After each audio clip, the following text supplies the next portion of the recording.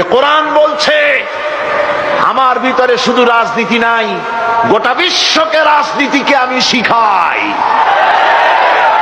অর্থনীতি শিখাই, পৃথিবী চলবে কিভাবে তা আমি দেখাই। এই জন্য এই কোরআনের আসল মুফাসসির তো আমি নই, কোরআনের আসল মুফাসসির তো মাওলানা সিফাতুল্লাহ সাহেব নন, এর মুফাসসির তো মাওলানা আবুল কালাম আজাদ সাহেব নন, এর আসল মুফাসসির তো মাওলানা কামাল উদ্দিন জাফরি সাহেব নন। এর আসল মুফাসসির কে? কোরআনের আসল মুফাসসির, জেনুইন অথেন্টিক ইন্টারপ্রেটার, আল্লাহর পক্ষ থেকে নিয়োগ প্রাপ্ত মূল মুফাসসির যিনি, মূল তরজমানুল কোরআন, কোরআনের ভাষ্যকার যিনি, তিনি হচ্ছেন সর্বকালের সর্বযুগের সর্বশ্রেষ্ঠ মহামানব বিশ্বনবী জনাবে মুহাম্মদ রাসূলুল্লাহ সাল্লাল্লাহু আলাইহি ওয়াসাল্লাম।